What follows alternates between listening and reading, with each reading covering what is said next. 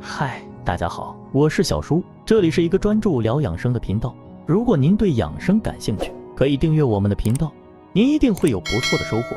如果你有什么疑惑或建议，欢迎在评论区留言，我们会在线等着你的来访交流。今天文小叔就好好煎一碗汤小青龙汤，中医10大名方之一，东青龙，西白虎，南朱雀，北玄武。张仲景之所以把这个方子命名为小青龙汤，一定有耐人寻味的深意。青龙，上天则翻云覆雨，入海则翻江倒海。龙，自古以来就与水有关。神龙是专门治水的，哪里需要水就去哪里行云施雨。而小青龙汤也是专门治水的，怎么治水？我们后面慢慢说。龙总是抬着头的，抬头意味着生，青龙主位在东方，东方也意味着生。生什么？生阳，所以小青龙汤就是一剂生阳的汤药，只有身体的阳气足了，身体里面的寒湿才会被清理出去。好，我们现在把小青龙汤的方子公布如下：麻黄9克，芍药9克，细辛3克，干姜9克，炙甘草9克，桂枝9克，去皮，五味子9克，法半夏9克。中医有一句叫做外不治癣，内不治喘，可见咳喘是疑难杂症之一。咳喘的原因太多，辩证太难，所以不好治。那么这个小青龙汤怎么就把咳喘治好了呢？它统治所有的咳喘吗？当然不是。小伙伴们记住了，小青龙汤只治疗外有表寒，内有寒饮导致的咳喘，是表里双解剂。怎么解释这句话呢？通俗的说，就是你外面受了寒，身体里面也受了寒，这个时候出现咳嗽或者哮喘，就可以用小青龙汤了。如果你外面受了寒，里面受了热，比如急性肺炎发烧，就不适合这个方子了。怎么判断自己的咳嗽或者哮喘是受寒引起的呢？比如下雨天，秋冬季节遇冷发作的咳嗽，哮喘就是受寒引起的。一方面风寒数表，你会有风寒感冒的症状，怕冷、流清鼻涕；另外一方面，咳嗽或者哮喘有大量的清晰的痰或者白色泡沫痰，舌苔白厚，上面飘着一层水湿，舌头胖大有齿痕。一定要记住，这种咳喘是寒湿导致的，舌苔一定是白厚的，如果舌苔发黄，不要用。还有吐出来的痰一定是白色的，如果是黄色的痰也不要用。肺为焦脏，受寒了会咳喘，受热了也会咳喘，受燥邪侵袭也会咳喘。其中受寒咳喘会有白痰，受热咳喘会有黄痰，受燥邪咳喘没有痰。还有这个小青龙汤只治疗实症的咳喘，虚症的咳喘，比如肾虚肾不纳气引发的哮喘是治不好的。我们现在来解方，小青龙汤是怎么解决外寒里引导致的咳喘的呢？小青龙汤兵分3路，各个击破。第一路大军解决表寒的问题，由麻黄、桂枝、细辛来完成。体表受了寒，风寒数表，毛孔闭塞，肺主皮毛，毛孔闭塞，肺气就得不到宣发，得不到宣发怎么办呢？所以只能咳喘。此时把体表的风寒赶走，把毛孔打开是第一要务。麻黄、桂枝、细辛都有辛温解表、宣肺通窍的作用，协同作战，共同抗击外邪。麻黄是一种草，非常细，因为细所以能够打开我们的毛孔。它是管状的，就是说它的经是中空的，因为空就有通的作用，能够宣肺、开肺窍。麻黄属于轻薄之品，善于走上焦、走心肺、走气分。桂枝也是辛温解表，那么麻黄与桂枝有什么区别呢？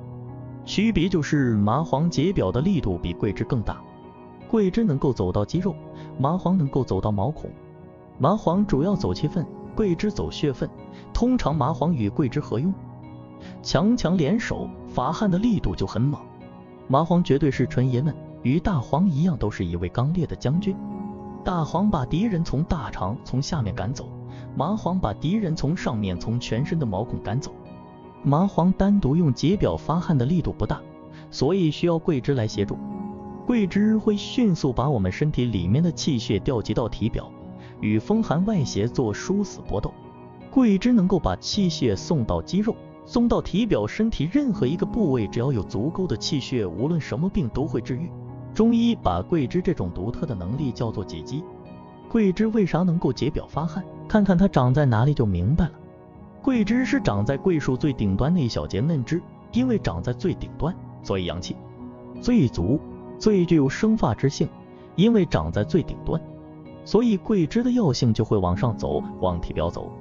桂枝枝也，枝类药又走四枝，所以桂枝又能走四枝。不过因为桂枝的生散之性，它更容易走上枝。总之一句话，桂枝可以把你全身的表给解了，只要你有表紧的症状，无论哪个地方都可以。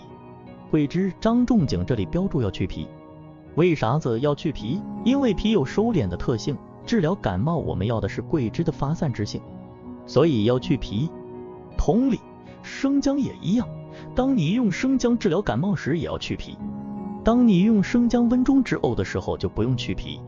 麻黄与桂枝强联合力度已经很猛了，再加上细辛就更完美了。细辛是帮助麻黄桂枝解表的，可以帮助麻黄解表，可以帮助桂枝解肌。细辛有一股细而辛冽的香味，这种香味特别善于走窜，疏通经络的作用很强，宣散的作用也很强，它可以直接把你肺里面的寒邪湿邪宣发出去。第二路大军解决肺里面的问题，由芍药、干姜、半夏、五味子来完成。表寒解决了，现在来解决里面的问题。咳喘标在肺，所以我们要治肺，解决肺里面的问题。肺里面有啥问题呢？不用说，第一个问题就是肺里有寒。肺里有寒用什么解决？用干姜。干姜辛温，是阳虚之要药，因为它有辛散的作用，所以擅长于解决上焦心肺阳气不足的问题。比如因为受寒引发的心绞痛，一味干姜饮就可以缓解。心就像太阳，肺就像天空，肺里面有寒就像天空乌云密布，这个时候干姜用上去就等于太阳出来了，把乌云刺破了，很快乌云就变成了白云，阴霾的天变成了蓝蓝的天。肺里面第二个问题就是有湿气，这个由什么来解决呢？白芍。白芍用在这里，一方面与桂枝搭配，一升一降，一阴一阳，调和营卫，调和阴阳，也可以缓解桂枝、麻黄、细辛宣散过度，缓解它们的温燥。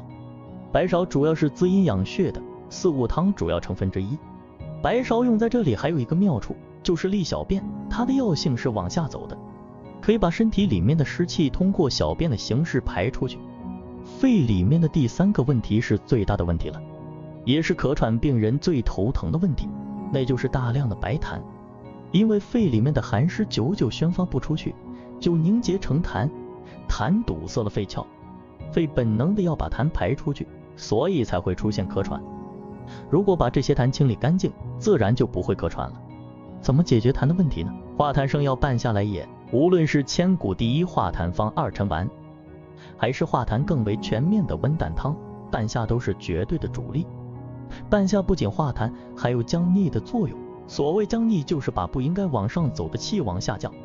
咳嗽就是一种肺气上逆，正常情况肺气是要往下走的，痰太多了，半夏一个人单打独斗难免寡不敌众，这个时候干姜可以派上用场了。干姜性热，痰是阴邪，干姜的热刚好可以温化这些阴寒的痰，痰被干姜温化后再被半夏化掉。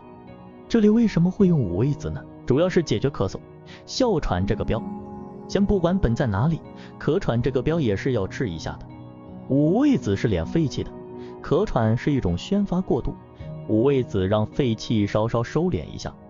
五味子是一种很特殊的药，一种药兼具5种味道，酸甜苦辣咸都有，但五味子最主要的味道是酸的，酸有收敛的作用，所以张仲景用在这里收敛肺气。张仲景所有治疗咳喘的方子里都有五味子哦。